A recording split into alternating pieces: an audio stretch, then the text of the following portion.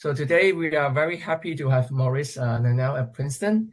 Moritz is an assistant professor at Princeton, and his work is very wide span of macro in general, I would say, but in particular about credit constraint, about term structure and monetary policy.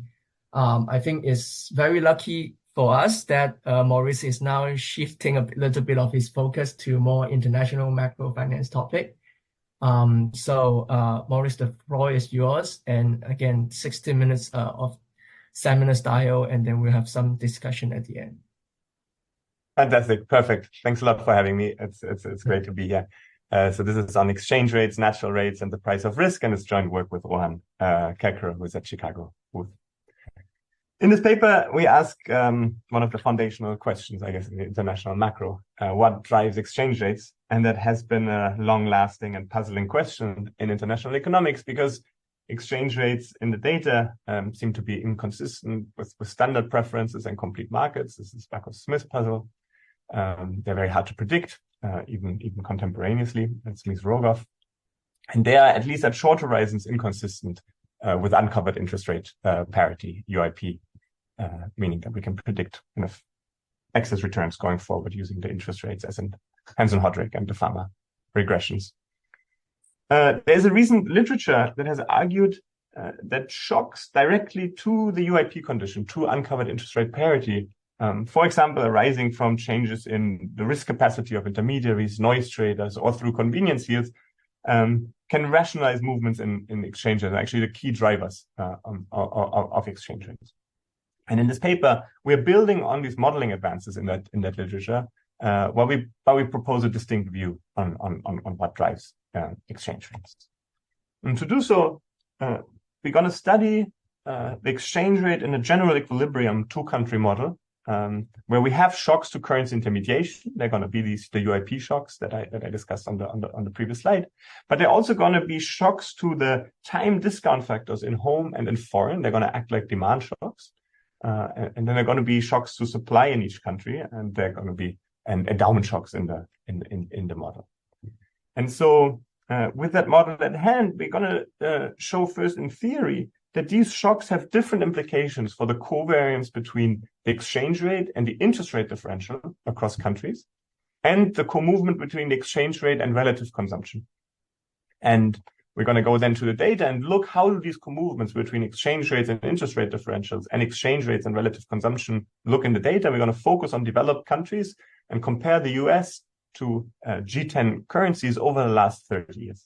We're going to find that the dollar is strong in the data when US yields are relatively high and foreign rates are relatively low. And we're also going to see that the dollar is strong when US consumption is relatively high. And together, these co-movements are going to point us to a large role of demand shocks in driving the exchange rates. And we're going to, therefore, in our theory, ask a bit further about how can these demand shocks rationalize these large movements in exchange rates relative to macro fundamentals and the low predictability. And I'm going to show you theoretical results that will clarify that when the interest rate differential across countries, the demand shocks across countries are very persistent. We can have high variance in exchange rates, but still a very low R-squared in predicting the real exchange rate. And with these results at hand and the data at hand, we're going to take the model to the data. And in our quantitative exercise, we're going to find that persistent demand differentials account for 75% of the variance in the dollar G10 exchange rate, and then generate the co-movements exactly as we observe them in the data. However, intermediation shocks remain important, first to rationalize UIP at higher frequencies, but also to account for the strong dollar in crisis periods, such as 2008, where we see a strong dollar even as US interest rates are relatively low.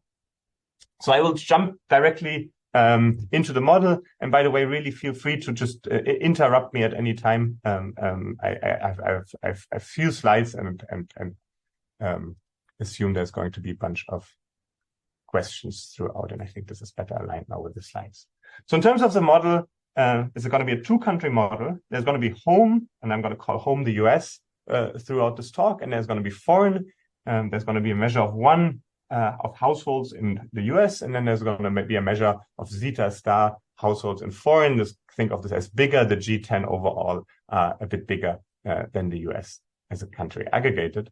It's going to be exchange economy. There's distinct endowments in US and foreign. I'm going to show you here the optimization problem of the US household.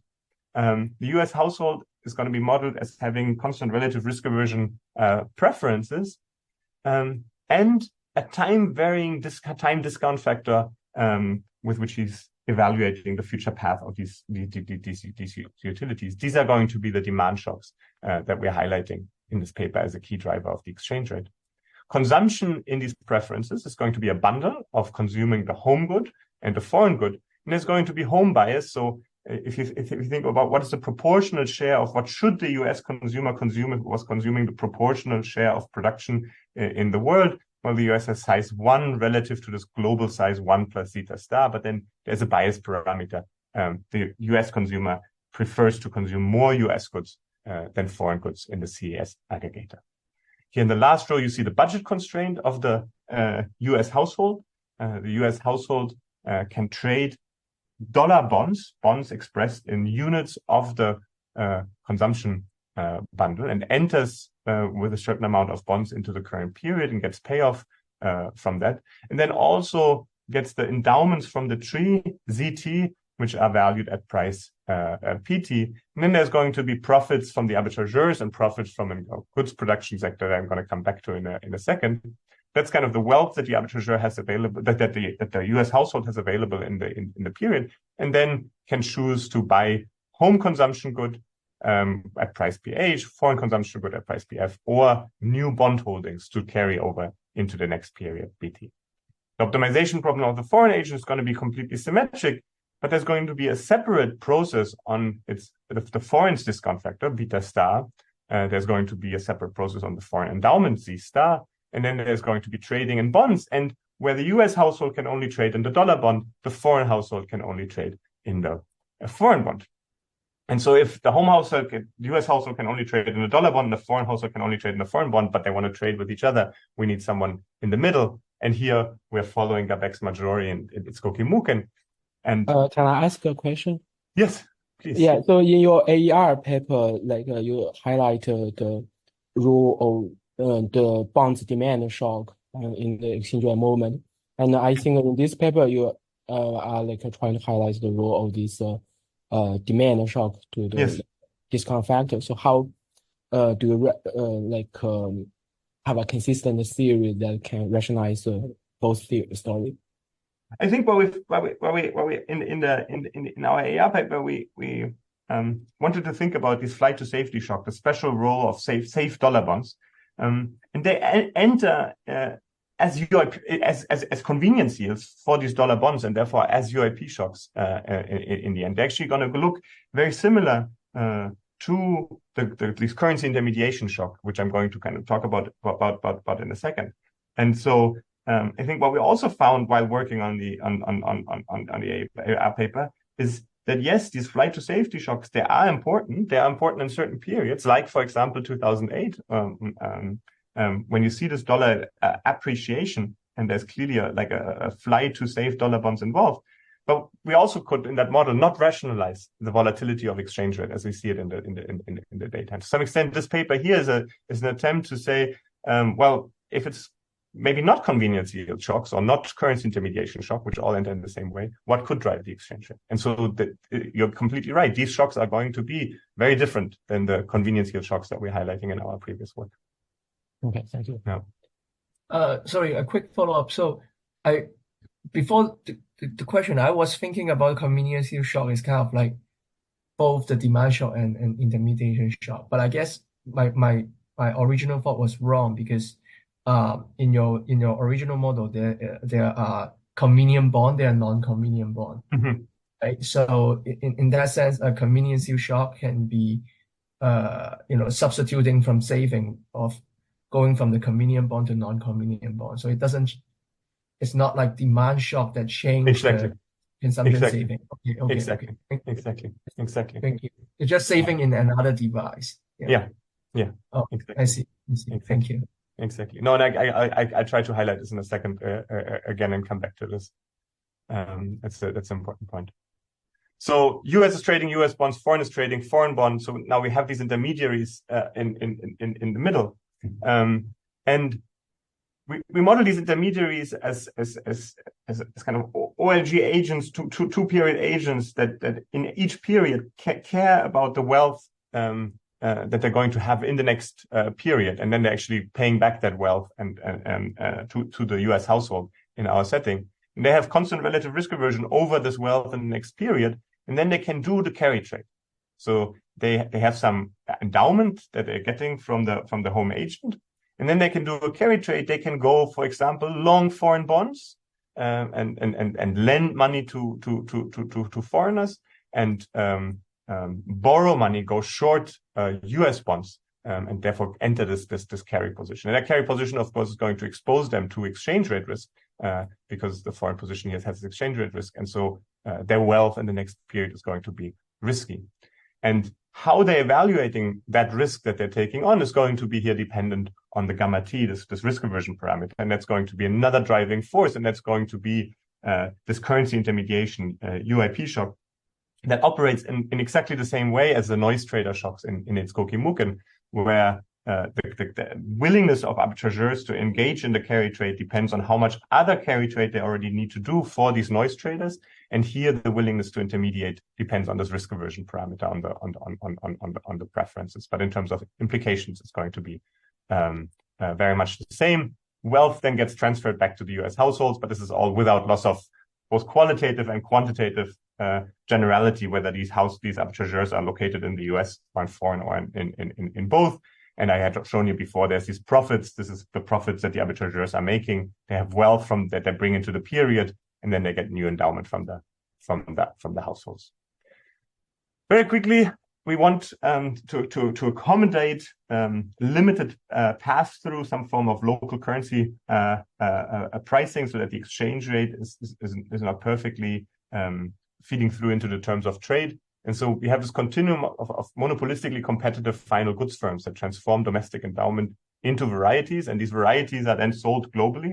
And the key here is going to be that how the home household and the foreign household thinks. The home household thinks about the elasticities of substitution or substitutability between these home varieties and these foreign varieties is a function of theta.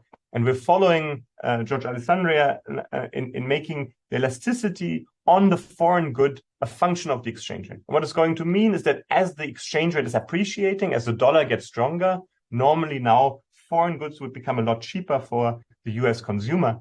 But as theta t is going down, the elasticity of substitution goes down, markups go up, and so we get less of a price pass-through of the exchange rate onto the price of these foreign varieties. It's just like a reduced form to get the features of local currency pricing into the model and have some dampened transmission from the exchange rate onto the terms of trade. So then this kind of summarizes the whole model. We need equilibrium. There's market clearing for the varieties in home and in foreign that get produced for the two endowments that these trees in home and foreign are producing to produce these varieties. And then there are the two bond markets, the home bond market and the foreign bond market. And that closes markets. And then in terms of driving forces, there's the time discount factor of home, the time discount factor of foreign, the supply of the tree in home, the supply of the tree in foreign, and then the time varying risk aversion of the intermediaries that governs how willing are they to engage in the carry trade. We model all of them as multivariate AR1 processes in logs. And that is the model. How do we solve it? Well, we have this recursive representation. The state variables are the driving forces. Sorry, before you go to the solution. So the last slide, I actually don't quite see. So what's the gain of assuming various price to market? You want to have something to say about the trade balance correlation with exchange rate, something like that? Well, I mean, first we want to capture the fact that if we didn't have that, then we would get these massive movements in the terms of trade in our model, right? Yeah. As we're not seeing them in the data, and of course that is going to have implications also on the trade balance. Our model is still going to producing a trade balance that is without additional trade shocks too connected to the exchange rates. But nevertheless, this is going to lead to much more reasonable movements in the trade balance because of exactly as you're saying, this limited path. Okay. So in terms of all these exchange rate discussion you have in the introduction, it's sort of I think matter to less extent, I guess. But it's much more exactly. It's much more quantitative point about the trade balance. Is not key for the mechanism. But exactly. it's a very I think reduced form, but actually very nice way to nest different currency paradigm, right? Yeah, I think exactly. I think so. I think this is really it feels a bit ad hoc, but it really captures the essence of what is going on in terms of the limited pass through into the terms of trade. I exactly agree. Yeah. Thank you. Thank you. Driving forces, the state variables, and then the bond position, at least one bond position itself, with that we can close all other markets. So we are taking here the foreign bond position as the additional state.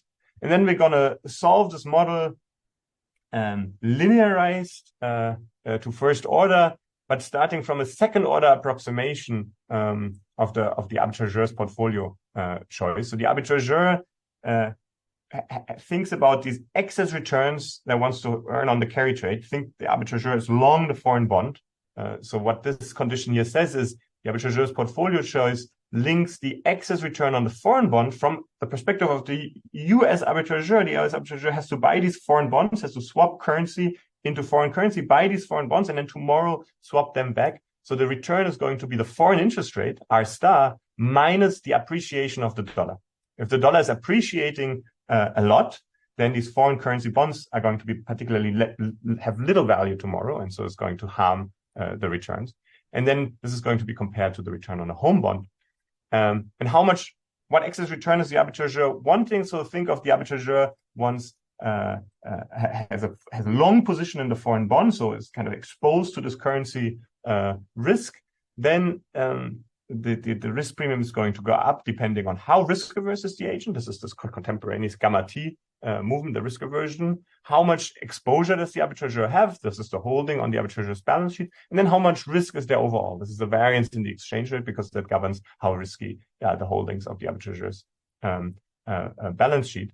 And so then we're going to use first order perturbation, and we're going to replace this gamma T, this exchange rate force, by a part that is going to depend on the variance in our model itself, and then a time varying component gamma T. And then we use this trick where, as we're taking the limit of the variance going to 0 to have our first order approximation, this component gamma of sigma is going to scale up so that we in the end have a finite price of risk, where that captures both the risk aversion, the steady state risk aversion gamma sigma, but also the quantity of risk, the variance of the exchange rate. So here we are directly following it's Skokie-Mukin and also a recent paper by Moritz and Sargent, which kind of allows to have in a first order, very simple Dinaire solved solution of the model, still have a finite price of risk and be able to talk about risk premia, and importantly, time varying risk premia, because we're going to have this variation in gamma T, which is going to capture the variation in how risk averse are the arbitrageurs thinking about their balance sheet. So with this, I'm going to first, before showing you these quantitative results, but we're using the same solution method also for our analytical results, I'm now going to discuss some analytical results. I'm going to do so in a word with high consumption bias. So this term that deviates the US consumption towards more US households is going to be close to 1, and a small steady state price of risk and a small interest rate R star. All these results are going to be true around these parameters, and they're going to hold up quantitatively, as I'm going to show you. There's 3 results in the paper. One is about the co-movements. I'm going to focus very much on these results on co-movements today that each shock induces. One about the persistence. What is the role of persistent demand shocks for volatility and predictability? I'm going to talk less about the role of gamma, but I'm going to point about it and talk about it as a side note. But there's more on that in the paper if you're interested.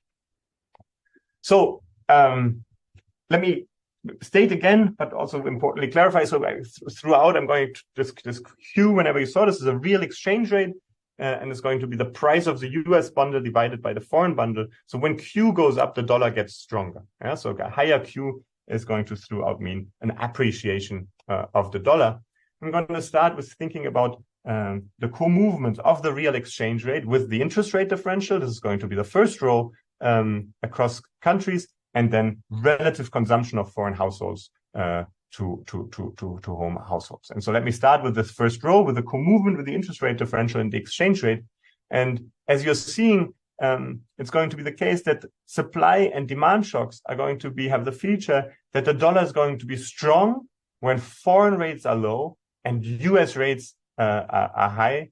And the gamma shock, this currency intermediation UIP shock, is going to have the exact opposite movements. And so to understand why this is the case, let's again look at the same arbitrageur's portfolio choice equation that I had already discussed on the previous slide. So again, on the left-hand side, we have the excess return on the foreign bond. And the excess return here is going to be dependent on how risk averse is the arbitrageur and how big is that position that the arbitrageur is holding. And let's for now first think this right-hand side is basically zero. So think approximately UIP holds. What is the effect of a demand and supply shock? Well, if the US gets more impatient, they want to consume more, and interest rates go up. But the left-hand side still has to hold. So what needs to happen is now for UIP to hold, as US interest rates have gone up, well, either foreign rates also need to go. Foreign rates go. So let me say this again.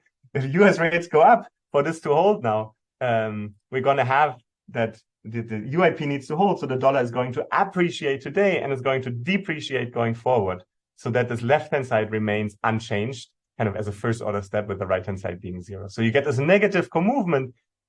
Low interest rate in foreign relative to a high interest rate is going to lead to a strong dollar that then in expectation is going to lead to a depreciation going forward, is going to make the left-hand side hold.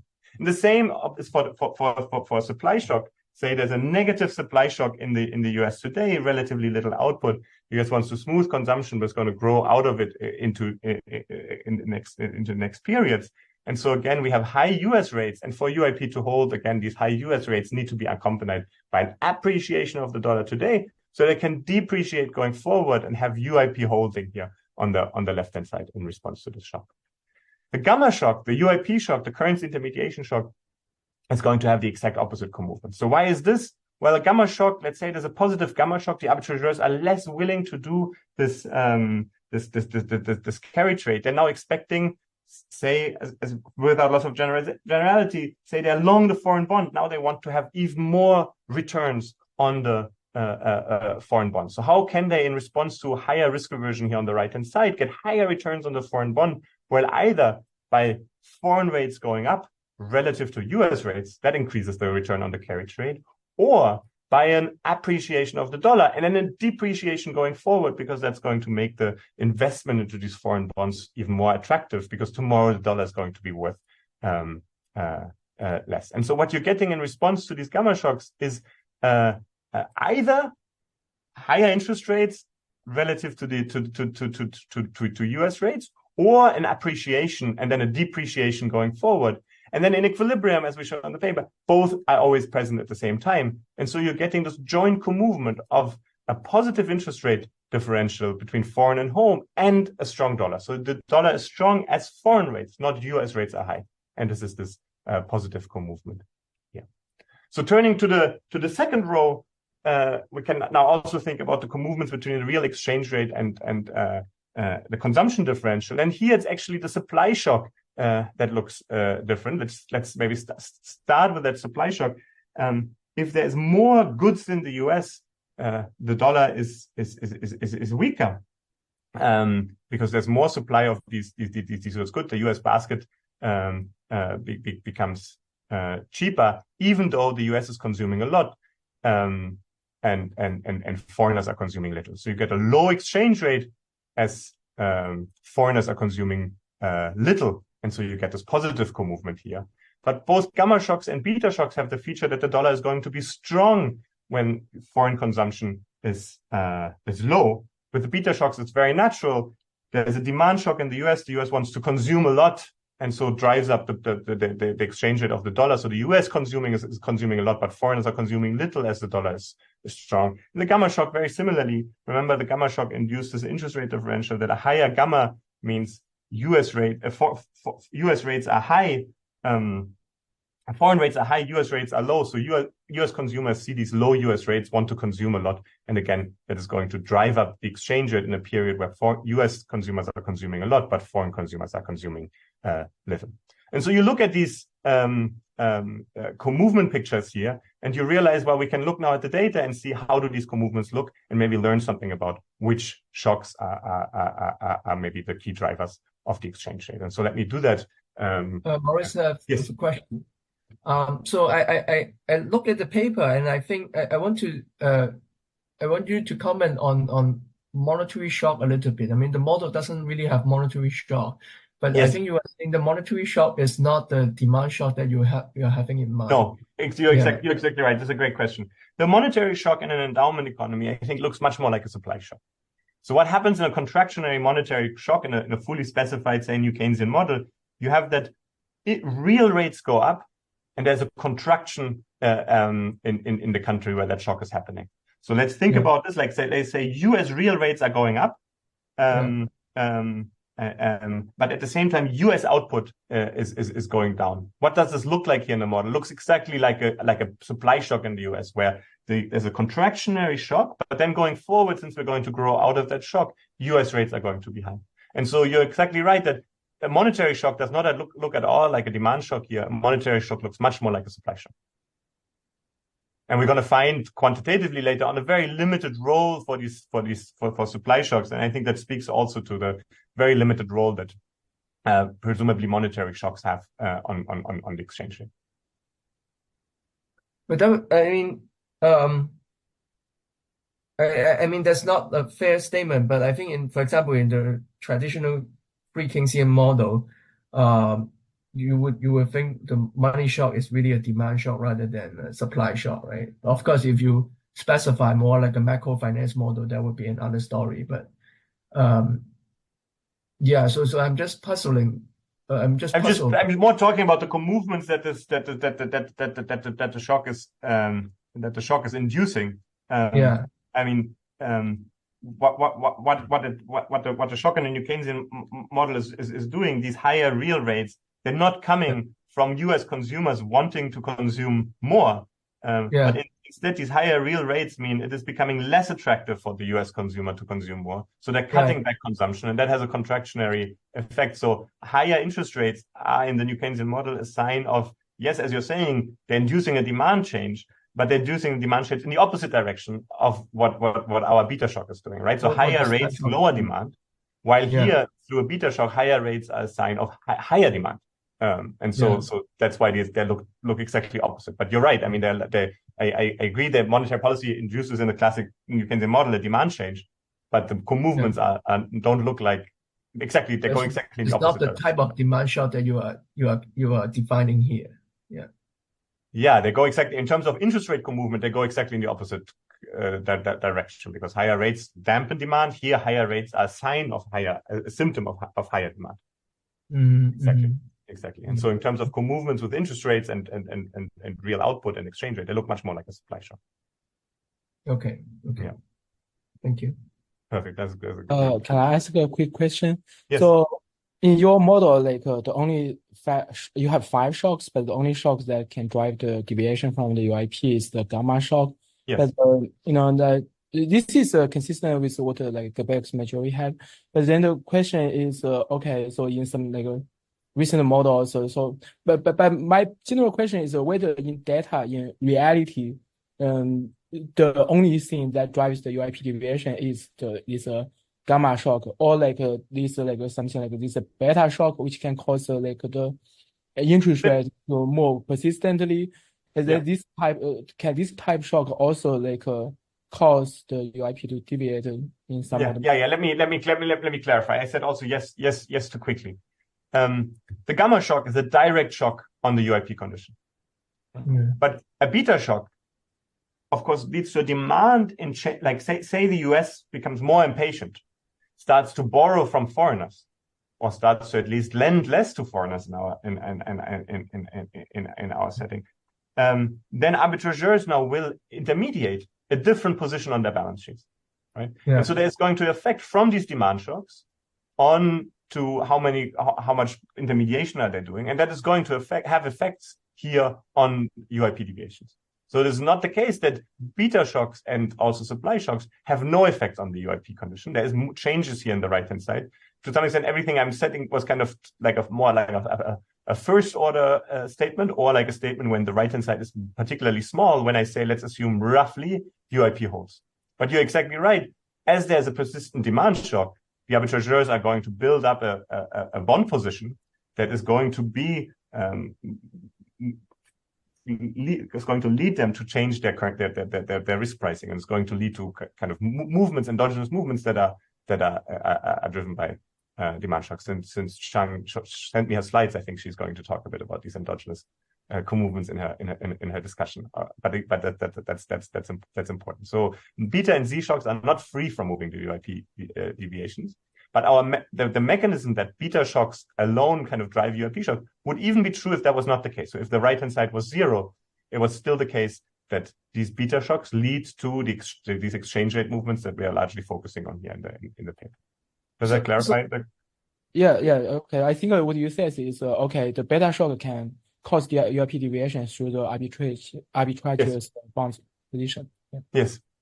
Yeah, so I think that's for me, that's an important question, because all the statement that you were making were kind of like saying that suppose UIP hold. So I thought what you are doing is kind of like you are looking at a steady state where the gamma is like close to zero. And exactly. So the demand shock or TFP shock, they kind of still drive the deviation to some point that is close to zero, something like that. Yes. Right? I see. And so if there's no financial intermediation friction in this framework, a discount rate shock would not drive the UIP deviation, right? It would not drive the UIP condition. For it to have these large effects on exchange rate, we still need some form of market incompleteness or segmentation. I see. Yeah. I'm thinking about like kind of the older version of people how explain UIP deviation, like, like something like long run risk or habit formation, kind of preference type of UIP deviation. It's not going to be here.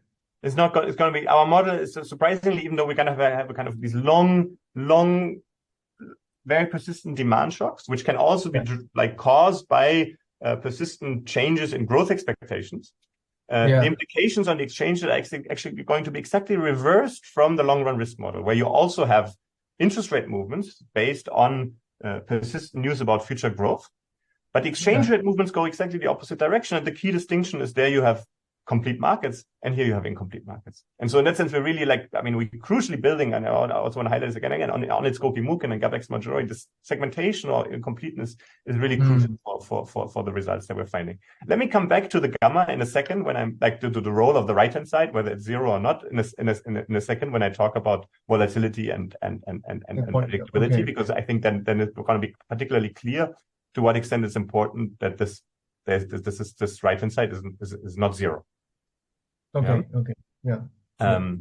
So before doing this, I want to quickly show you the co-movements. These co-movements that I just discussed in the data. So on the left-hand side, there's a co-movement between the exchange rate and the interest rate differential. We use here the 10-year yield differential between G10 and the US. And on the right-hand side, it's a consumption differential and the real exchange rate. And on both panels, it's the dark blue line that is the real exchange rate. And so here in the early 2000s, the dollar is particularly strong. So a very strong dollar. Then there's a more depreciated dollar. And recently we see again a period of a high dollar. And this is in the right-hand side, the same picture.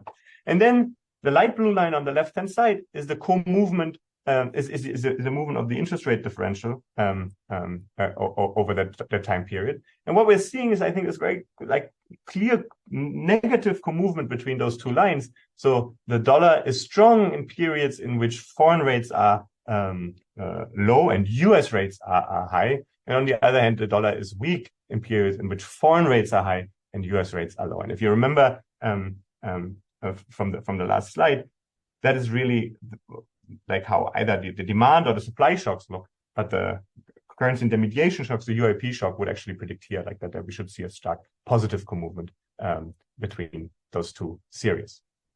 And yeah, let me leave it at that. And then on the right hand side, we have the co-movement between the real exchange rate and the supply and relative consumption. And what you're seeing is the co-movement looks a little bit less clear, but it's still the case that the dollar seems to be strong when foreign consumption is low and when US consumption is relatively high. And on the other hand, the dollar is weak when it's foreign consumption being relatively high.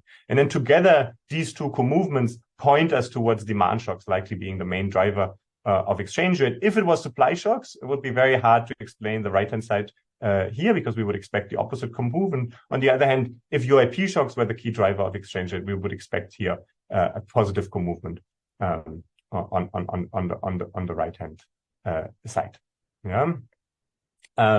So now the question is, how can these demand shocks that these pictures are pointing us towards explain the high exchange rate volatility that we're seeing in the data, that the exchange rate is so much more volatile than macro fundamentals, and there's near random walk behavior that the exchange rate is nearly not predictable. And so this is going to be a result that's very much about the persistence of demand shocks. If these beta movements are very, very persistent, then persistently higher US rates going forward imply a large appreciation today. And so think about this. This is really a statement first about UIP holding, and this is where I'm getting back to the question about UIP holding or not. But let's first make this about UIP holds.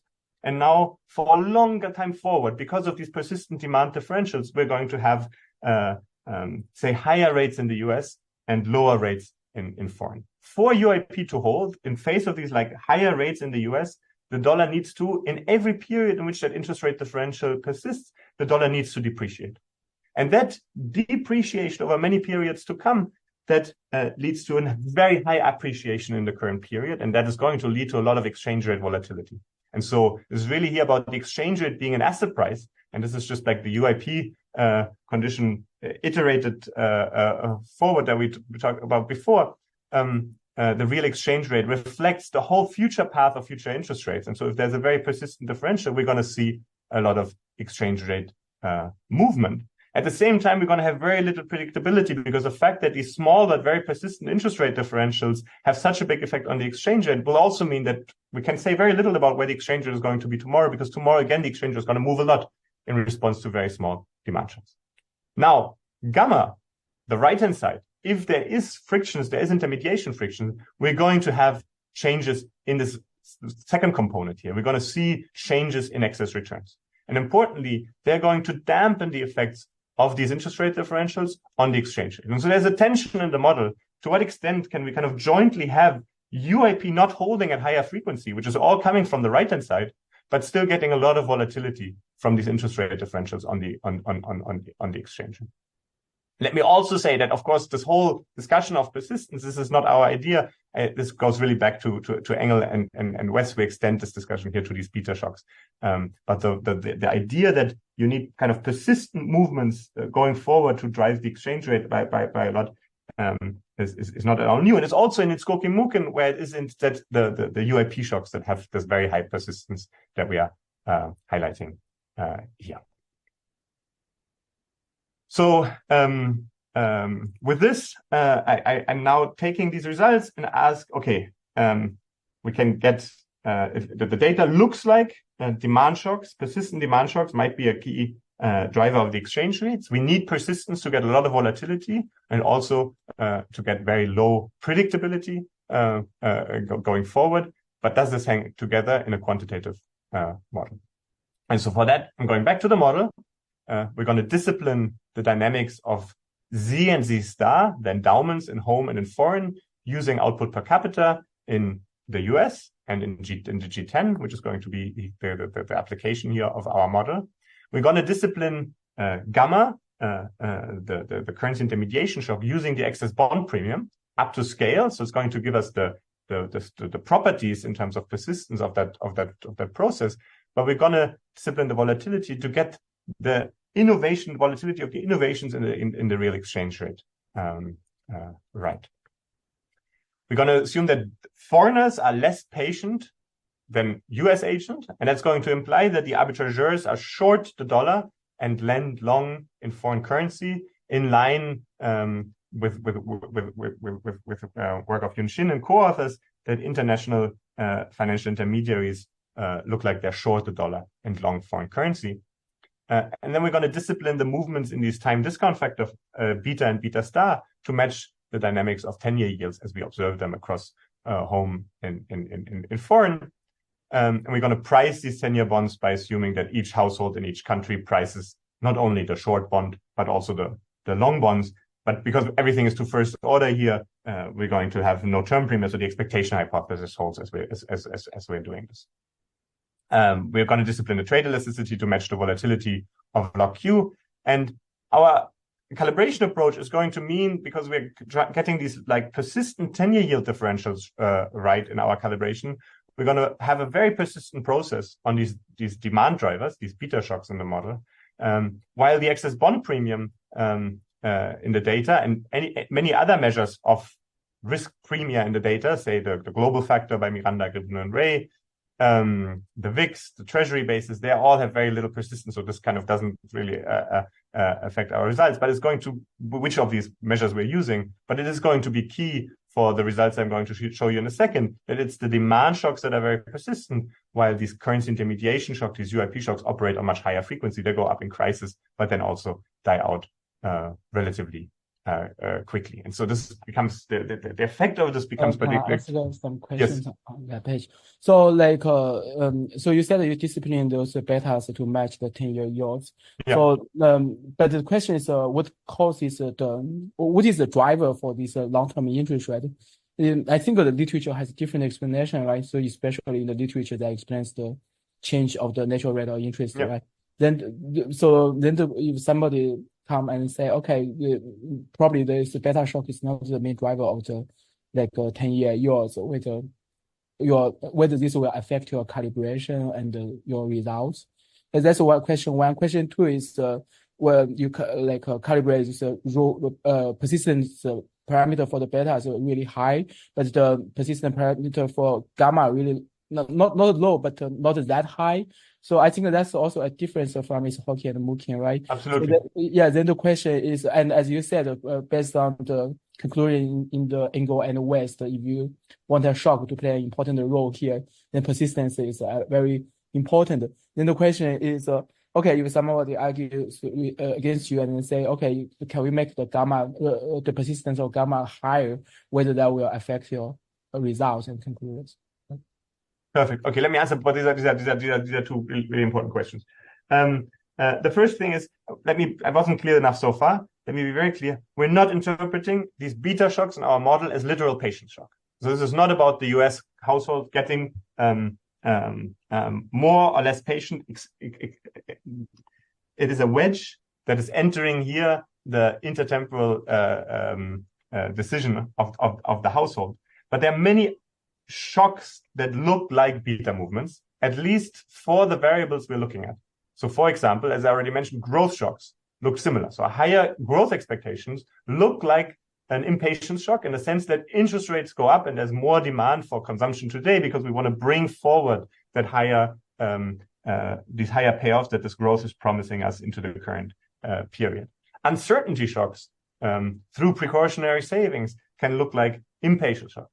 Demographic change, as you're saying, like this, the literature on the change in natural rates thinks not about demographic change. Of course, if demographic change looks different across countries and you have more or less savers in one of the countries because of aging or changes in the retirement system or changes in the social security system, they're all going to appear similar to the wedge that these discount factor shocks have in our model. And I'm going to come back to this in the end. I think the key question is, how can we disentangle those different forces? It's going to be, for us, the key takeaway from this paper is going to be, there was a lot of focus in the last year on the UIP shocks, and we have, as Steve was saying in the beginning, we have worked on this ourselves. And I think they're important, and we highlight their role here. But it seems to understand the exchange rate, we really want to understand these natural rate differences across countries and to understand the driving forces. And here we're not saying anything. We're putting in a wedge, but clearly it's not going to be literal patient shock. And presumably we can look at asset prices, for example, like growth shocks are going to look different than patient shocks in terms of what their effects on risky assets are, but not so much on these on bond prices. Well, so this is the statement. Sorry. So my interpretation for your response is that these beta shocks can be more than like what has changed the preference. You can also like list other factors that is important. But here the beta has to be orthogonal to those gamma shock and the Z shock. But how do you know that whether these Z shock and the gamma shock does not drive the interest rate? Perfect. That's all about the co-movements as we're seeing it in the data. So here we're not going to do anything about the exchange rate. We're going to match the co-movement of these interest rate paths. And in the data, we're seeing the interest rate path as being these interest rate differentials as being very persistent. Yeah. We're also seeing that all measures of risk premium that the literature has proposed, like the VIX, the excess bond premium, this global factor, have much lower persistence. So if there are these very, very persistent currency intermediation shocks out there that are such a key driver of the exchange rate, I think it would be great to find a measure, an empirical measure that puts some structure to what these shocks are. I think at the moment we don't have these. Like it might be like actual measures of balance sheets of currency intermediaries, but I don't think we have seen those yet. So here we're just taking two measures that have nothing to do at first with the exchange rate in the sense that we're just taking from the data the interest rate differential, which looks very persistent in the data, and the excess bond premium. And I'm going to show you like in a second why the excess bond premium seems to be a good measure, or all these measures seem to be actually good measures for this currency intermediation shock.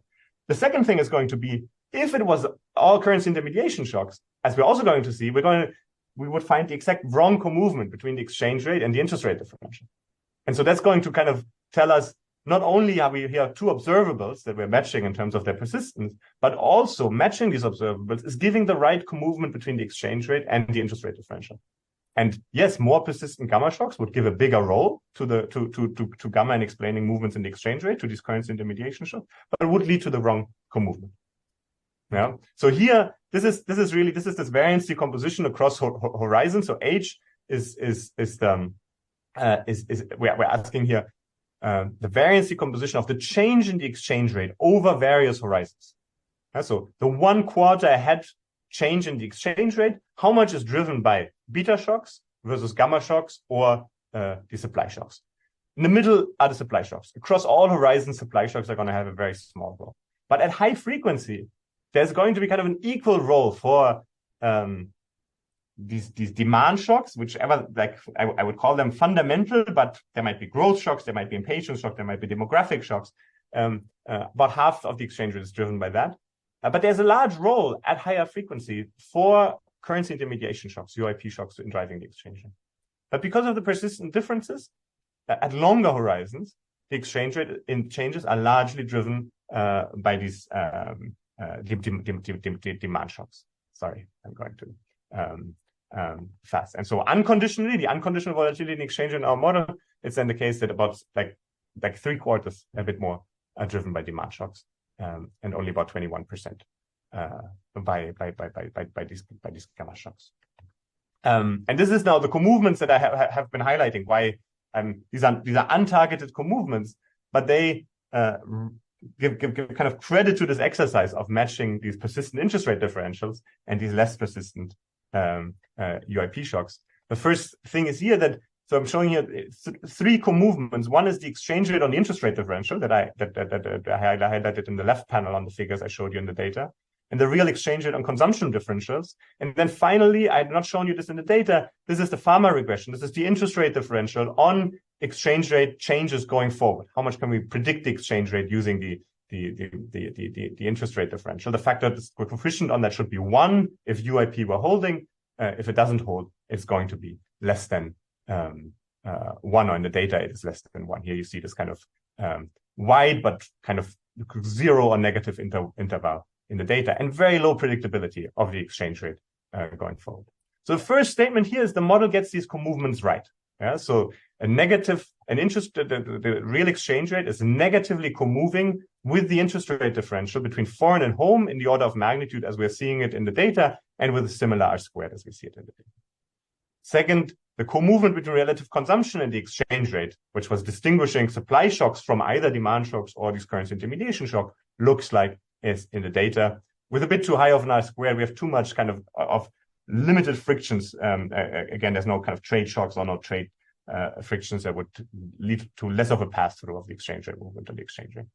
And finally, we have a UIP coefficient that is away from 1, kind of towards 0, and very low predictability, as we observe that in the data. And so the next 3 columns are kind of turning on only one of the shocks, only the beta shocks, only the Z shocks, and only the gamma shocks. And the key result here is that these co-movements between the interest rate and the exchange rate, they are really driven by beta and Z shocks, by these demand shocks and supply shocks. The gamma shocks would give the exact wrong co-movement in terms of interest rate, the movements of interest rate differentials and exchange rates. As I'd shown you in the theory, when we think about the movement between relative consumption and the real exchange rate, it's the demand shocks and the gamma shocks, the currency intermediation shocks, that get the co-movement right. Supply shocks would give the wrong co-movement, and it's therefore good that they don't play such a big role in our model for driving the exchange rate, because they would have the wrong implications in that directions. And then finally, UIP shocks, of course, here, I think I forgot to highlight this here, but like it is all about the gamma shocks that are putting the coefficient away from 1 and towards 0 or even negative. Individually, though, all of these shocks would get too high of a predictability in exchange rate. It's really having these opposite forces in different directions that get now the low predictability here in the last row. I'm going to come back to this, I realize, in a second. I want to first talk about the co-movement, highlight one more time here the difference to the kind of a key paper in this literature, which goes also to the question, what if we were to make these UIP shocks more persistent? So in Skokie-Muken, 90% of the variation in the exchange rate comes from UIP shocks, and they are very persistent. And so one kind of key way to make the difference between what if in our model we also had more persistent UIP shocks and they were a bigger driver of the exchange rate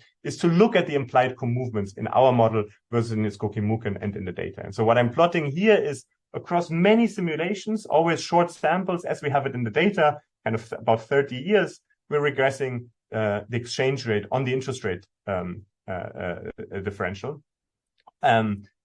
Either the 1 quarter interest rate differential, kind of the 3 months interest rate differential, or the 10-year interest rate differential. And the key message here is, in the data and in our model, that co-movement is negative. But if you put most of your exchange rate driving force on UIP shocks, you're going to get a positive co-movement between the exchange rate and the interest rate differential. Of course, there's sampling noise across all these simulations. It's wide because there's persistence. But in the end, it is in very few cases would you find negative co-movement in the world of in which the exchange rate is largely driven by UIP shocks. But these UIP shocks, I already highlighted this, they remain an important force in the model. They are important, and they are in particular important here to get the UIP coefficient right. The supply shocks and the beta shocks, they would get the wrong co-movement. It is really all about the gamma shocks that explain the low UIP coefficient and the low predictability jointly. Very good. So in the last 5 minutes, I want to now show you we can take the model and back out the shocks that explain the movements in the interest rate differential as we're observing it in the data, the supply shocks to get the movements of GDP right, and then finally the gamma shocks to get the movements in the excess bond premium right. And so first, and this is here in light blue, the real exchange rate path in the data. And now the question is, what is model going to say if we feed in shocks that get not the exchange rate, but these interest rate differential, the GDP path or the excess bond premium right? So I'm going to start with only feeding in shocks, epsilon beta to these demand shocks, epsilon beta, that get the interest rate path in both countries right. And the result is this gray line. So this is the path of the exchange rate that our model predicts, not by targeting the exchange rate, but just by targeting the interest rate differential as we're observing it in the data. And the key result here is that these beta shocks alone account for a large fraction of the trend, but also the smaller cycles in the model. Yeah. Of course, there are periods in which the model is not doing well. And you see these periods in which the model says the dollar should depreciate, but the dollar is appreciating. And why does the model with only beta shock say the dollar should depreciate? Is because US interest rates actually look there relatively low relative to foreign rates. And so these are, thinking about 2008, the dollar is appreciating even as US rates are low. These are the periods which, going back to our earlier work and Steve's work and so on, where there's like this flight to safety, there's demand for these special dollar assets, where we need something like these gamma shocks. Let me, by the way, to also talk about why the excess bond premium, which might seem so far a bit ad hoc, plot these residuals. So the difference of where does our model do badly relative to the data. I'm just going to take the data and subtract what our model says. So I'm going to say, what is our model missing relative to the data in terms of the exchange rate? And this is here, this residual. So this is the dark blue line, is the data minus the exchange rate path that our model predicts if we're only getting the interest rate differential right. This kind of point shows why are we taking the excess bond premium or other high frequency measures of risk premia to match this gamma component, this UIP component. If you see what the model is missing with only demand shock, it actually looks exactly like a not very persistent object that goes up in crisis time. So this is here, I'm showing you this here for the excess bond premium. We can do the same for the VIX. We can do it for the global factor of Miranda, Agrippino, and Ray. It looks even actually the best. So all of these point us towards saying, yes, there is a residual. There is something that we are missing when we are only feeding in beta differentials, but it's a very high frequency measure. And so now we are going to match the excess bond premium, feeding that in up to scale. I want to say one very quick thing about the global financial factor. I think the factor itself contains a lot of information about exchange rate. I think so. That's why we're not using it as a benchmark. I completely agree. Yeah. It has foreign assets in there, and so we are focusing on the excess bond premium because we never were able to figure out how much or too much exchange rate is right. in there. It is still interesting that it largely matches the residual of our model much better than the exchange rate itself. And so there seems to be, I think, something that it picks up that seems to work particularly well. But we make the excess bond premium exactly for that the benchmark. Exactly. Yeah. That's a good point. So do you have correlation like for this picture, for example, correlation with the data and model and correlation with beta? You can plot the correlation here, right? Yeah. So we have an R squared of 50 or very close to 50%. Once we're including the excess bond premium. So the dark blue line and the data has an R squared with the exchange rate path of the data of close to 50%. Okay, I see. Yeah. Why don't you get something like R squared of 1? Like if you can have, because you are not targeting the exchange rate. Nothing is here about the exchange rate. Exactly. We're targeting the interest rate path, we're targeting the output path, we're targeting the excess bond premium. This is like, I think in a literature that has argued, at least a part of the literature that has argued the exchange rate is completely disconnected and moves for shocks that have nothing to do with any observables or asset prices. Here we're taking bond prices, we're taking output, and we're taking the excess bond premium, which is a very fundamental macro. I mean, it's a financial shock, but it is developed as a financial shock that has effects on macro. It's like not at all a disconnect shock.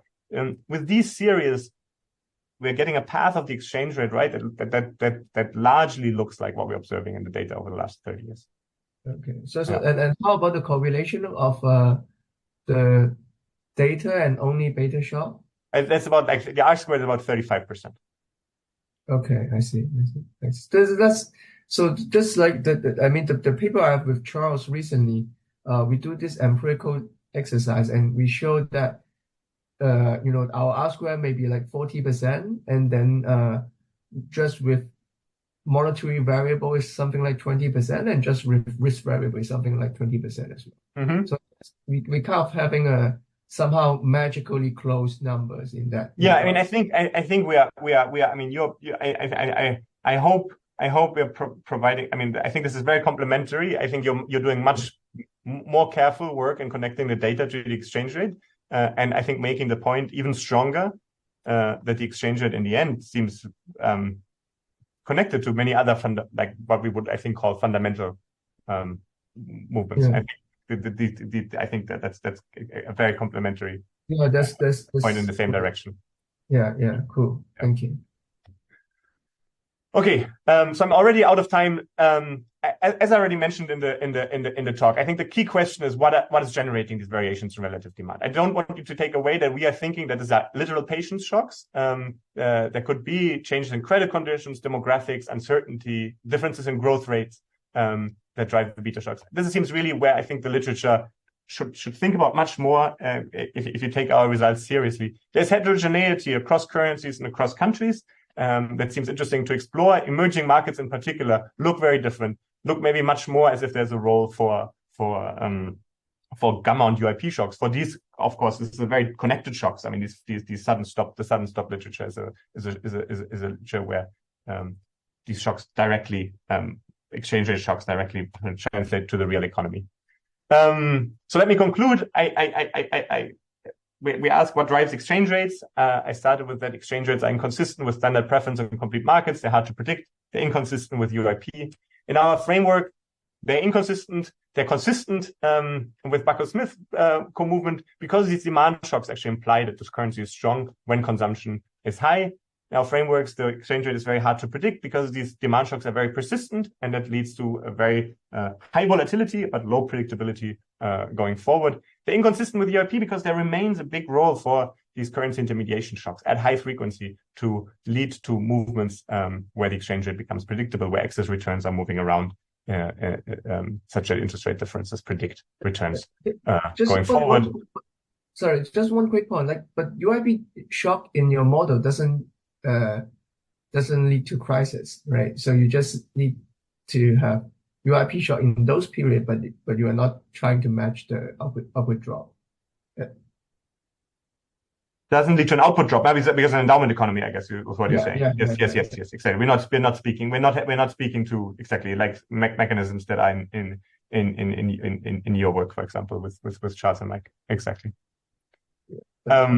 Absolutely. No, this is like all in endowment economy. Not even your own AEL paper, like your also exactly. All these mechanisms are turned off here in our model. Of course, they're also exactly they have bad effects. Yeah. So the key message I think is let's think about where these persistent demand shocks, these persistent natural rate movements are coming from, and explore the cross section. And now I'm happy to looking forward to the discussions and having more questions and everything. Thank you so much for having me and all the comments throughout. Thank you. So we will have we are scheduled to have 3 discussions here.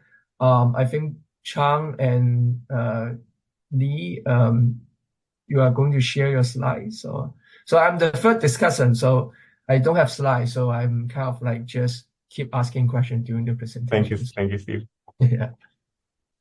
Okay, then I'll start first. Okay, I was instructed specifically to keep the discussion under 5 minutes, so I made a very short slide.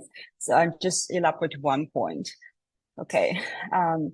Okay, so first of all, thank the organizers. I'm really happy to get this opportunity to discuss the paper.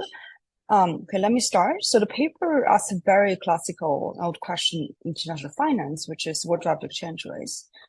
And to demonstrate, they use a general equilibrium model, and the key results is that persistent shocks to relative demand, which is, according to the paper, reflected in the persistent interest differentials, account for the lion's share of variation exchange rates. And lion's share means 75%, which is in the paper and in the abstracts. Okay, the paper then says that demand shocks are more important than the currency intermediation shocks, which were the so-called UIP shocks from so-called MOOC in 2021, in explaining the exchange variation. And that the currency demand shock, the currency intermediation shocks only play a complementary role in matching the UIP deviation in data. Okay, so I'm just going to focus on one point, and I have a quibble about the currency intermediation shock and how it's been defined and interpreted in the paper. So the paper introduces the currency intermediation shock as the shock that arbitrages risk aversion of the gamma T in a CRA preference. And as Moritz mentioned, they try to follow the Galaxy majority or Hawking-Mooking style in introducing this currency intermediation shock. However, as far as I understand, I don't think this, whatever this financial shock, and there's several names mean the same thing, this financial shock or UIP shock or currency intermediation shock, is Sokimukin, they don't exactly just directly imply shock to gamma T, the recent version. So here, I just want to cite some specific reference to the paper just to make things clear. So this is actually the first equation is from Sokimukin 2021, but it's from the MER working paper version, which is the early version in 2019, 2 years earlier. So you see that they put this side phi t or psi t on the right hand side. It's equation 22 in the paper. There's a psi t is a financial shock, or they also call risk sharing shock or currency intermediation shock or UIP shock. It's a shock that leads to endogenous deviation in UIP, which I'm going to elaborate next slides. So that, in other words, the shocks leads to arbitrageurs to change their positions. With a shock on the low trader positions, that leads arbitrageurs to change their risk-bearing capacity and also their holdings on carry trade, and then leads to deviation UIP, endogenously arise from the model.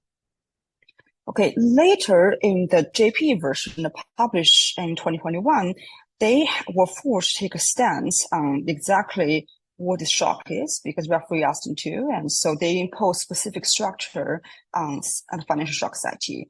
And in equation 16 of the paper, so they had this equation that UIP deviation left-hand side equals chi1 times phi t, which psi t is still the financial shock, but now it's being specifically modeled as the shock to arbitrageurs' risk-bearing capacity, or in other words, phi t is a demand to no trade position, and since market clears from no trade position, arbitrageurs and households, and therefore there's a shock to the arbitrageurs' position in carry trade and leads to endogenous deviation UIP. Okay, and this risk aversion parameter in their paper is omega, which is the gamma in your version. Okay, but the only difference is that their gamma, their risk aversion is not time varying. So this is in entire coefficients in the chi1, which is the fraction of no traded numbers divided by arbitrageurs numbers. Okay, they're just constant number for in the model assumption, and then times the risk aversion parameter of the arbitrageurs, and then the exchange volatility divided by the patience of the households. So this psi t, the financial shock or UIP shock, is not affecting anything in the risk aversion parameter, at least in their model, nor macro fundamentals, which is governed by BT+1, the macro fundamental shock. So to summarize, sorry, maybe I'm going to too details. I just, cite these two equations just to help people know what I'm talking about. It's really hard to just, be clear about specifics. So the whole point here is that this shock, whatever the UIP shock, or financial shock or risk sharing shock, is not exactly a shock just to the risk aversion in the CRI preference. It's much more than that. And in fact, it's a shock to the risk bearing capacity that includes a potentially shock to risk aversion and a shock to the arbitrageurs risk holding positions in the UIP carry trade.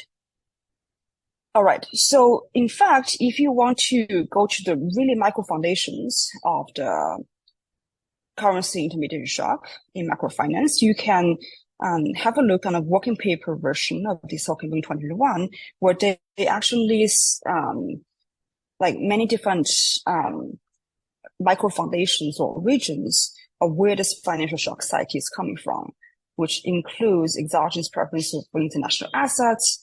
Number two, arbitrageurs limits to arbitrage in currency markets, exchange and rolls. And certainly the risk bearing capacity, that's what I'm talking about. And it's more closer to this paper, to really, it's Sokimuki's paper 2021, which includes similar scaleback majority to 2015. And then the income information, and finally the shocks to second moments, include real disaster papers by Fari and Fairfax 2016. So unfortunately, they don't have Engel and Wu here. I guess when they wrote this paper, so Engel Wu hasn't been written yet, so it's not in this bucket 5 points here. But yeah, and also not John Christian Mercy, the cabinet yield. Okay, so if this is too much, like this is too like microphone, so another simple way to just think about the UIP shock is really just, and how to match the data to really distinguish them by two broad buckets, which is exogenous versus endogenous UIP shocks.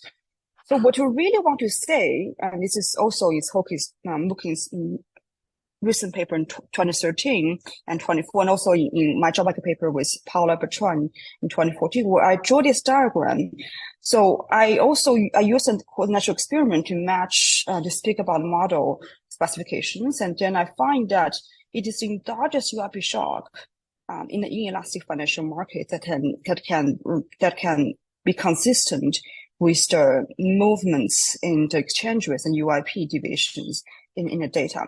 By endogenous UIP shock, again, I mean the shocks that's not just ad hoc preference shock in the data like the early UIP models, but rather it's a shock that leads arbitrageurs in which they change their positions and some financial friction occur in the data, and segmentation in the market leads to endogenous deviation in the UIP markets, like in the currency markets. So that's what I mean by endogenous UIP shock. Okay, I understand my time is limited, so I just want to conclude. Okay, I think I kept it under 5 minutes. That I find this paper very fascinating, and I've always been fascinated by Moritz's work. I mean, actually, I've been listening to your first seminar since 4 years ago online. The same seminar that Steve was organizing a few years back, an online international seminar. All right, yeah, it's anyway. Sorry, back to what I'm saying here.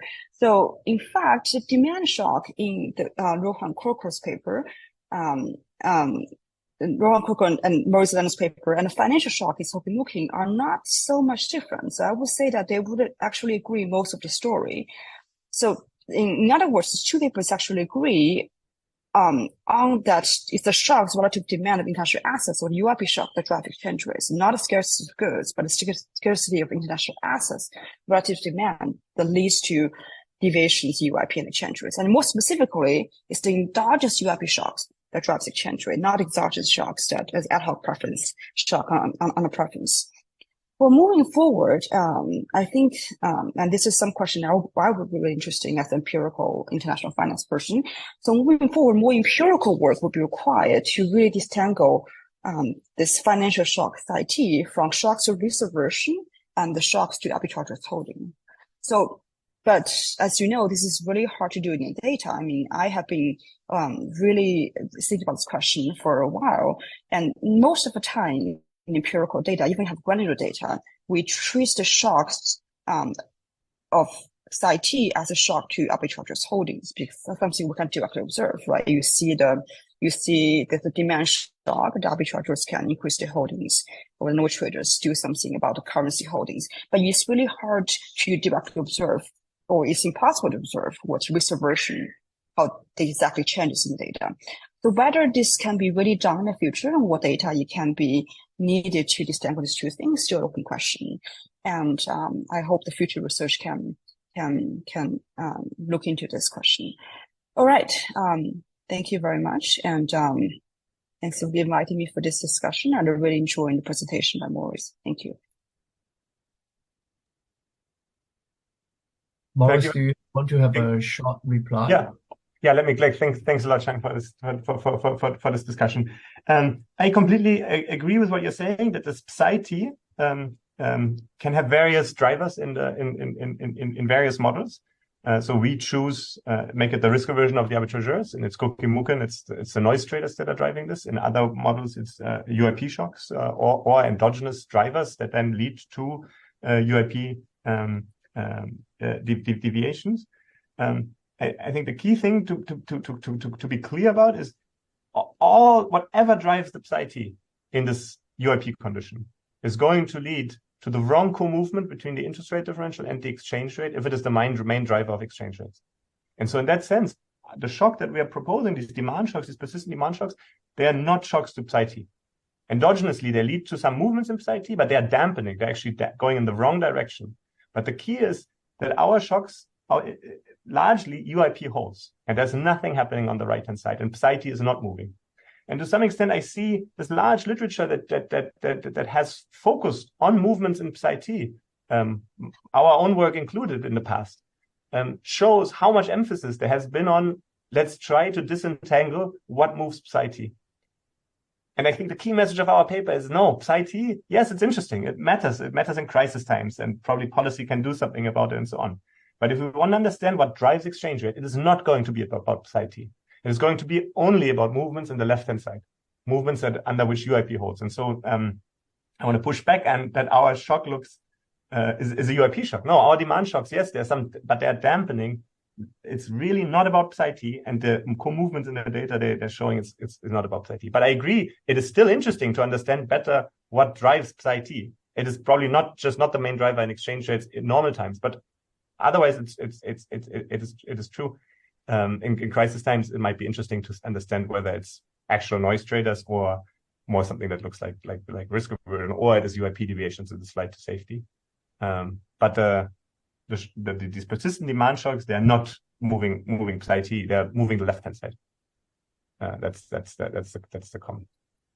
Great. I see. So even if you shut down gamma T, well, you still have the line shear variation. Yes. Yeah, but if we shut down gamma, if we make gamma the capital gamma, the average price of risk, really kind of letting that go to zero, just keep the segmentation, the incomplete markets. Nothing is happening anymore to UIP in the sense that this kind of uncovered interest rate parity does not hold.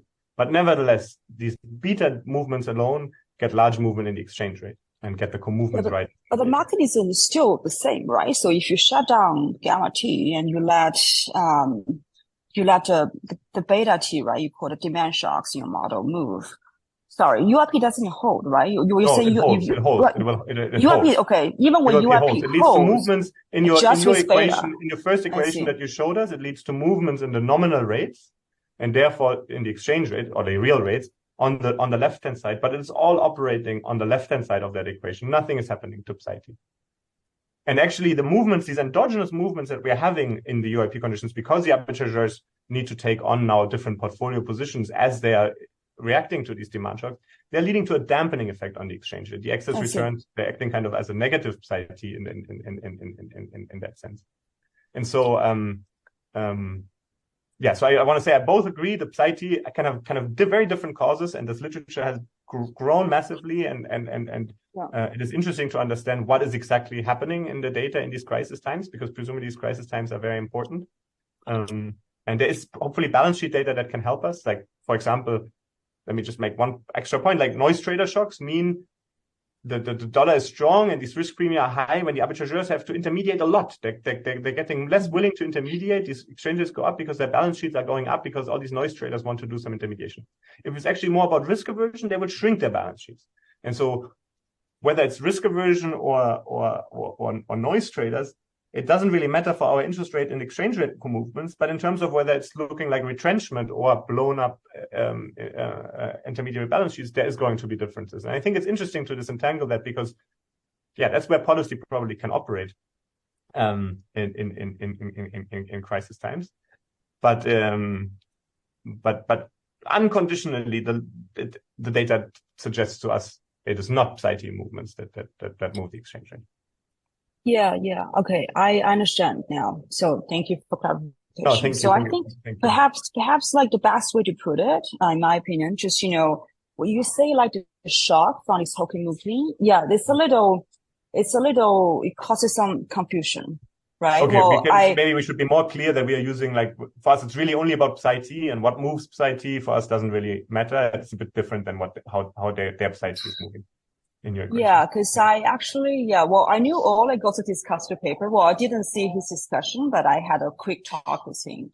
Because, I think he agreed with me that we don't think the way you interpret his paper, the Psi-T, was like the way he intended to be. He doesn't but he didn't write down. So he doesn't write down the UIP condition. He puts in consumption growth instead of nominal rates. He puts in consumption growth, and then an extra wedge. So for us, there is an extra wedge between the consumption growth differences, which is coming from betas. Yeah, that's different. So it's a very different model, and also that's different role for intermediation shock. So I think, I Just Yeah, if you write down emphasize. risk sharing condition with consumption growth differences, then you need an extra wedge. With that we agree on with Oleg, and I mean we're very clear. First, we're building on his on his work, and of course very much on that wedge is important for us. But it's exactly the interest rate differences where the difference appears, whether it is a UIP shock or it is not a UIP shock. Okay, I agree. So I guess we should stop here. We have another discussion. Yeah. Sorry. To carry the Sorry. 5 minutes. Okay, so can you hear me? Because my internet is not so good, so I'm wondering if I can be heard well. Yeah, we can see your slides. Okay, great. So first of all, thanks a lot for having me. So I'm kind of new to this literature, so take this as my personal learning notes rather than like comment or something. And I think this paper is very interesting because it kind of answers my question, because like it's what drives exchange rate variations. Like previously we think macro variable seems to be disconnected. Now the recent paper started to look at financial driven exchange rate models, and with this basically seminal paper. And the other paper seems to be building on that one by adding more financial shocks. Whether it's like this paper provide a financial flight to safety shock, and this paper look at like if these builders are constrained. So they are all looking at financial side of it. But this paper provide a new angle by going back to the real side of economy, look at the real shock, because it can better account for not the single variations of exchange rate, but the co-movement of multiple variables, which give you like more broad perspective and more interesting angles. So, but this paper still is very broad in the sense that it has this type of intermediation shock. It has endowment shock, and also the key shock is of course is demand shock. So I think in general it provides a very clear and elegant framework to me, both in terms of illustration of mechanism and also for like interesting decomposition exercise. And I will go quickly on the review part because I took very detailed notes. So for the empirical part, I think the key takeaway here is this obviously opposite directions of movements of exchange rate and long-term interest rate differentials. And in terms of model, I think the key part is this arbitrager, which follows a very simple setup. Like they have a CRI utility, and they are going to invest based on these two domestic foreign bonds and subject to exchange rate shocks. And the solution is what I call this direct Southern approach, which you take second order approximation of the portfolio problem together with other first order conditions to give you elegant tractable solutions that can perform analytical solutions. So what I think is very interesting is basically this key equation that pins down the UIP deviations, which not only contains the traditional part that this gamma t, but also like new interactions and here and there. So basically the paper pushed to two limits. The first is obviously to basically shut down the risky part and having a constant gamma part, which basically prices risk. And this also features, as all those papers previously, zero interest rate differentials in steady state. And the other thing is the paper pushed to the limit of autarky, which is like if you shut down the international trade by having a almost autarky limit, we are going to have analytical solutions of the results.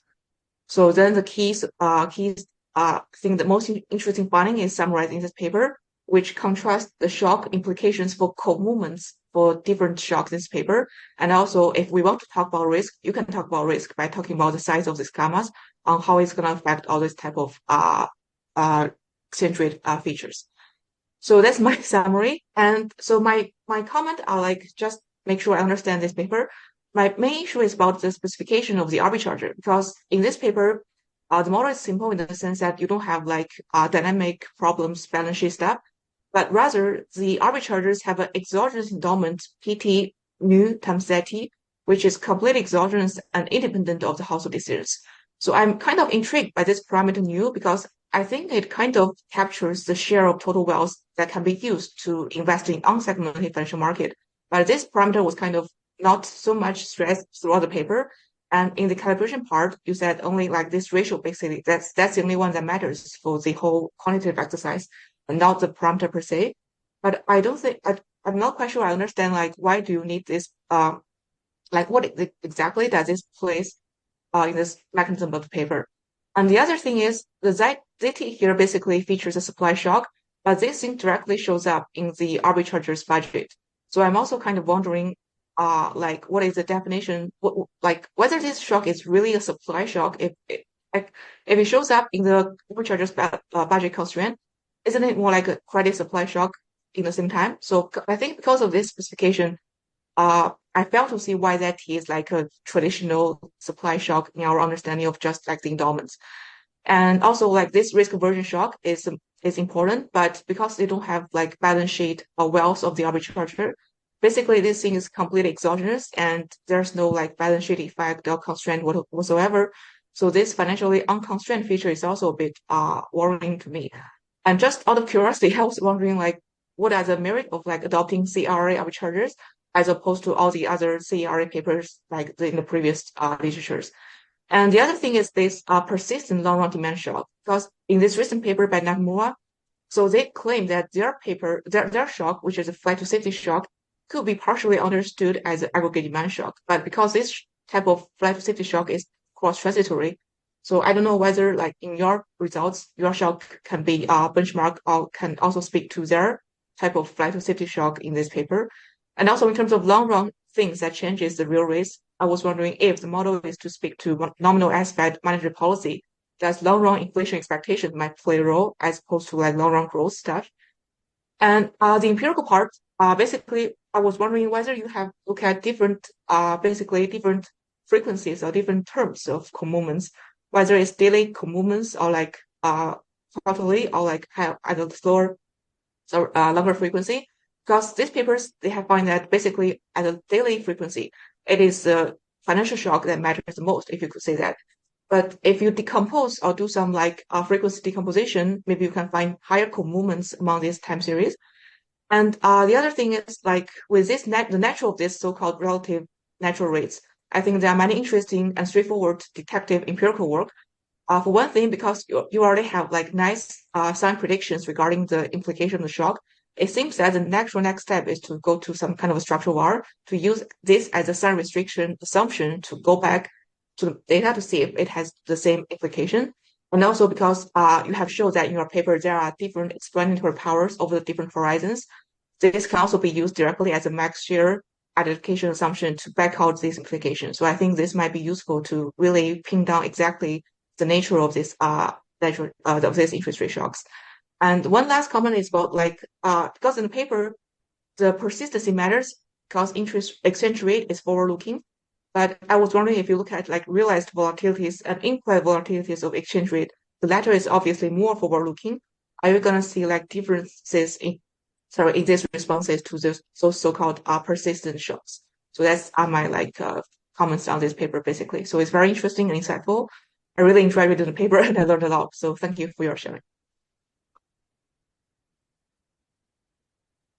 Great, thank you so much. Lots of great comments. Let me start what I remember, and then so and with I can read my notes.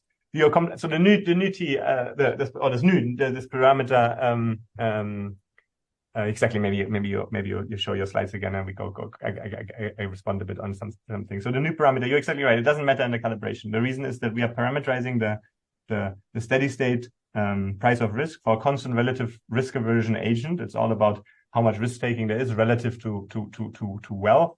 And so whether the agent gets more or less wealth or has more or less risk averse is kind of going to have the same implications. In an environment in which wealth was a state variable and was moving around, that would not be the case. And this is where previous work on kind of wealth effects, and it's a bit where this project started. And I think where constant relative risk aversion is more attractive than constant absolute risk aversion, because you get these wealth effects to matter. And that's a bit where this new is coming from. But in this framework, it doesn't really matter.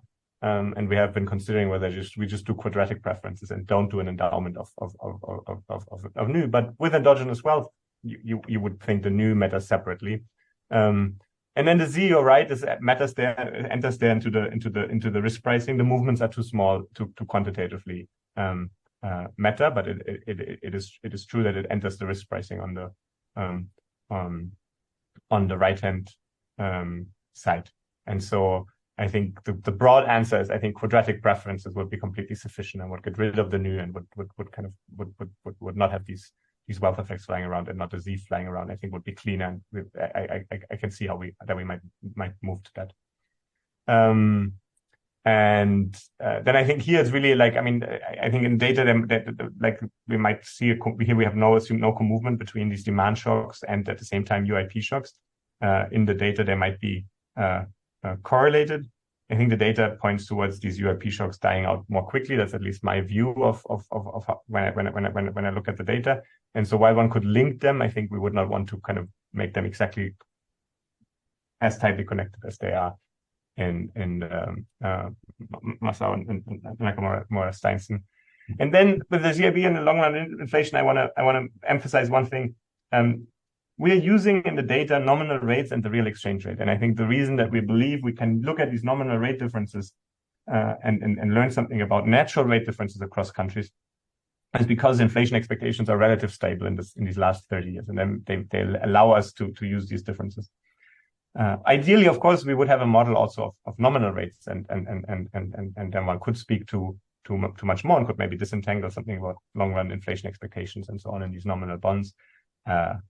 But we don't have that. And so we can kind of, in this framework, cannot speak to anything about zero lower bound or long run inflation expectations, which I think matter in particular, and also when one wants to connect not only to the real exchange rate, but also to the nominal exchange rate.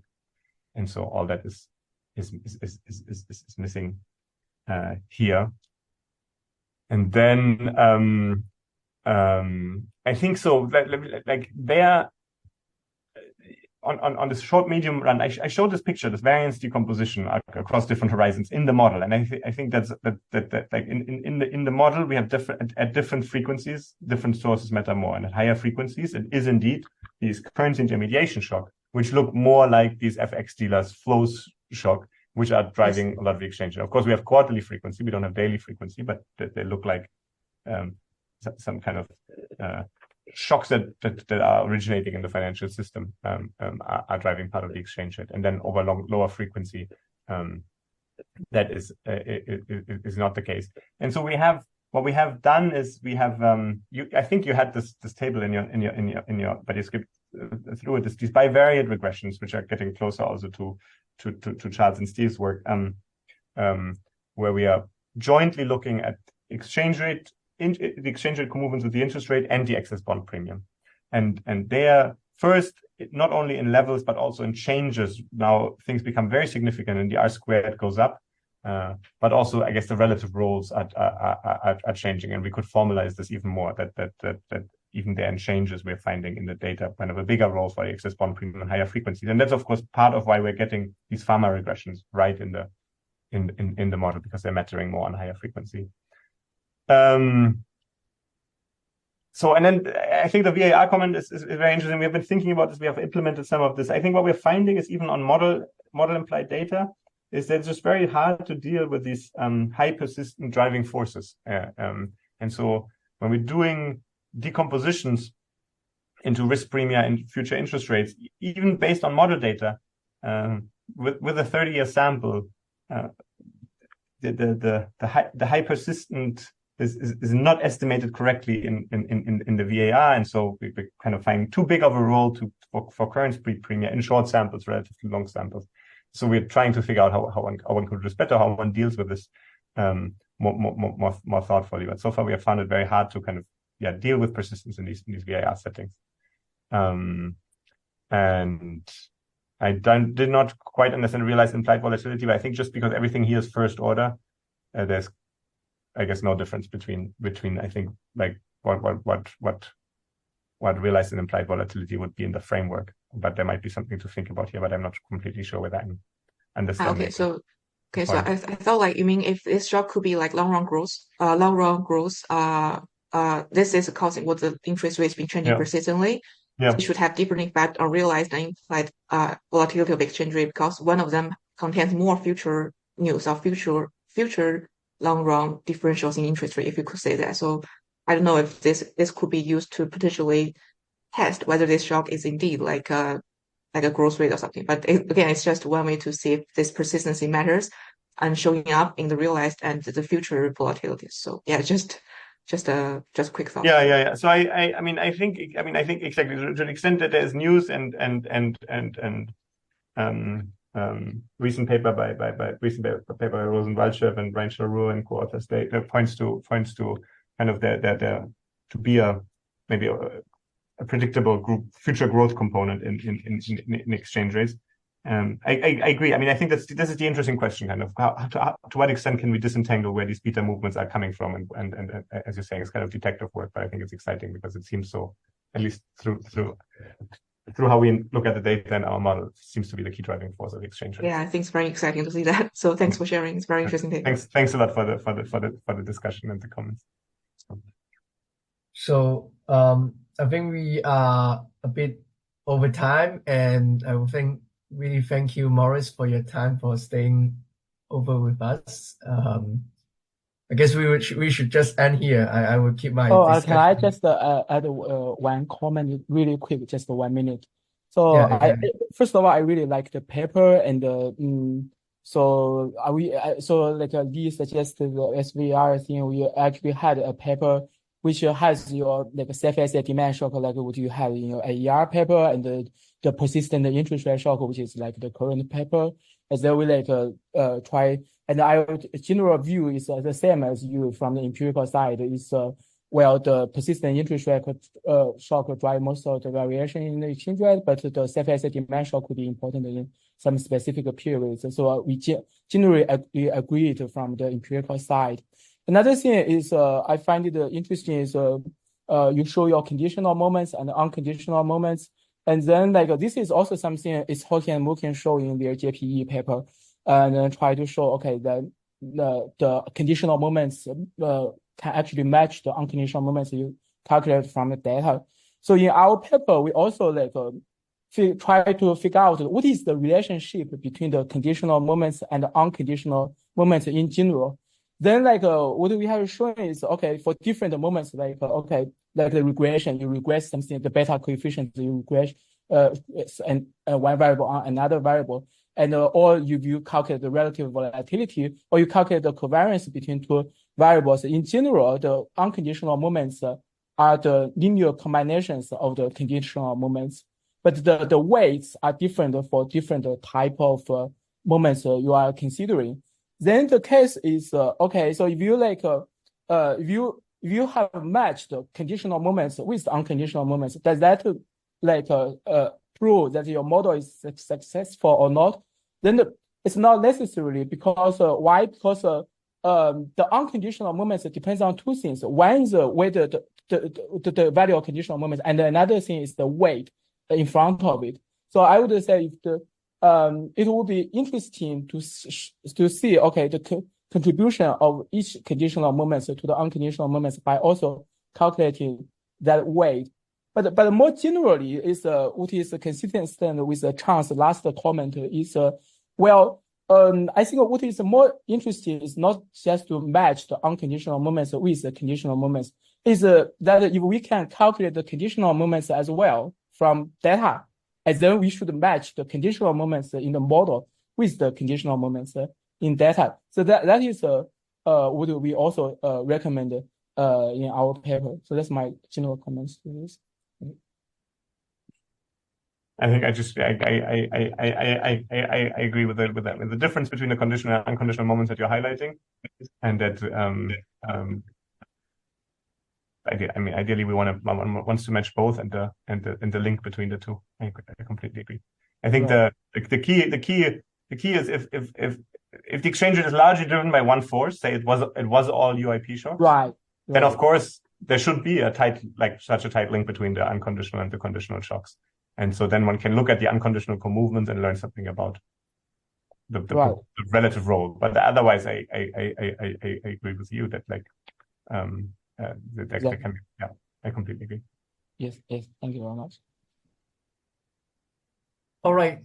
Thank you again. Thank you so much. Thank you all. That was really nice, and all the comments and the discussion. Thank you, Moritz. Thank you. Thanks for the organizers, Ren and Joey, for inviting me. I really enjoyed get to read this paper and have a conversation with Moritz. But I'm sure I'll see you sometime in person in the future. Exactly. I hope so. Look forward to that. Thank you, everyone. Bye, Steve. Bye. Bye. Thank you.